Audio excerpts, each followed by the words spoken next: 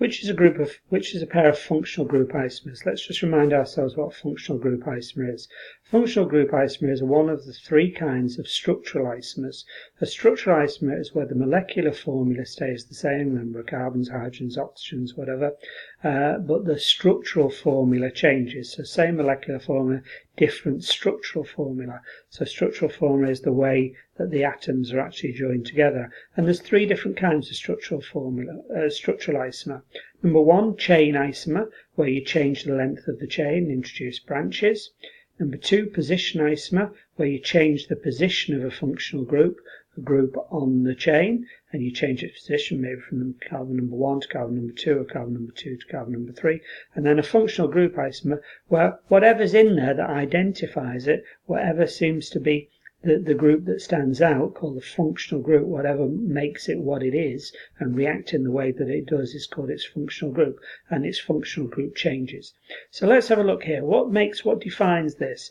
Well, there's a carbon-to-carbon double bond there, and in here there's no carbon-to-carbon double bond. It's lost its carbon-to-carbon double bond, so its functional group has changed. So that is a functional group isomer.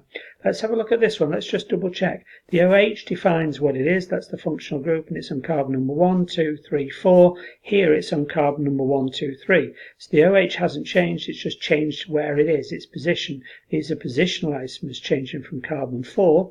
Looks like 1, 2, 3, 4, 5.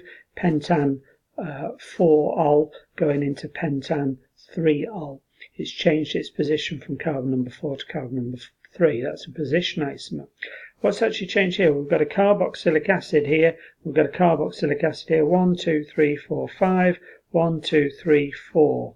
I think we've shortened the carbon chain. We've actually not got the same number of carbons. 1, 2, 3, 4, 5. 1, 2, 3, 4, 5 in that one.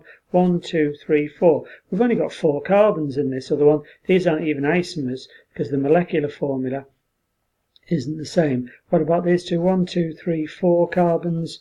1, 2, 3, 4. 1, 2, 3, 4, 5 carbons. 1, 2, 3, 4, 5 carbons. So we've got the same number of carbons. In actual fact, what's actually happened here is that the position of the Cl has changed from carbon number 1 to 3, and on here it's changed from carbon number 1, 2, 3, 4. This is a position isomer where the chlorine has changed position from carbon number 3 to carbon number 4. So your answer is A.